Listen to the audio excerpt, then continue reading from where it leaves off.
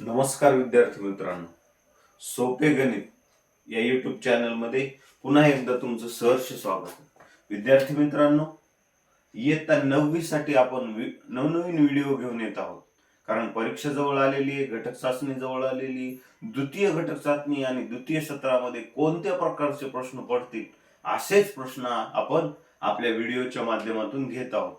आता या व्हिडिओमध्ये आपण प्रश्न दुसऱ्यामध्ये खालील उपप्रश्न सोडवा 2 गुणांसाठी जो प्रश्न आहे त्यामधील काही निवडक प्रश्न घेतलेले आहेत. त्यामध्ये पहिला प्रश्न काय आहे विद्यार्थी मित्रांनो, वर्तुळाची त्रिज्या व व्यास यांचे गुणोत्तर संक्षिप्त रूपात लिहायचे. संक्षिप्त रूपात म्हणजे त्याचं आपल्याला कॅन्सलायझेशन करायचे, काटाकाटी करायची. व त्या अगोदर आपल्याला माहित पाहिजे की वर्तुळाची त्रिज्या काय असते आणि व्यास काय असते, या दोन्हीचा संबंध काय. संबंध जर कळाला तर आपल्याला हा प्रश्न सोडवता येतो. मग वर्तुळाची त्रिज्या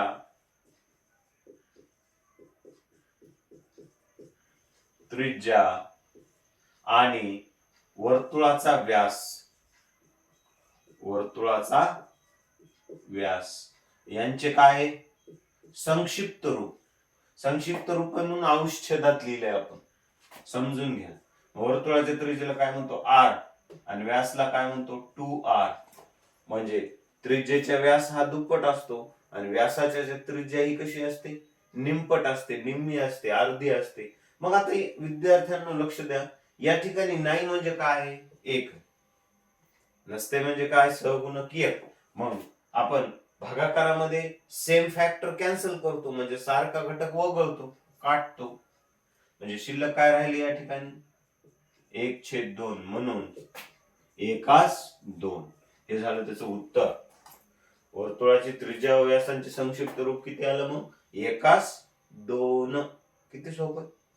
त्यानंतर दुसरा प्रश्न काय, x अधिक y बरोबर 14 या एक सामायिक समीकरणाच्या 2 उकली शोधा. आता प्रथम लक्षात घ्या, उकल म्हणजे काय. उकल म्हणजे अशा संख्या. आता तुम्हाला हे समीकरण आहे कोणतं, x अधिक y बरोबर 14. मग हे समीकरण आहे म्हणजे या समीकरणाला 2 बाजू आहेत, एक ही डावी बाजू आणि एक ही उजवी बाजू. मग डावी बाजू काय x अधिक y आणि उजवी बाजू काय 14. आणि हे चिन्ह कशाचं आहे, बरोबरचं. कळायले 3 घटक आहेत. मग बरोबरचं चिन्ह आहे म्हणजे या डावी बाजू पण 14 आहे आणि उजवी बाजू पण x अधिक y आहे. म्हणजे हे सारखं आहे दोन्ही.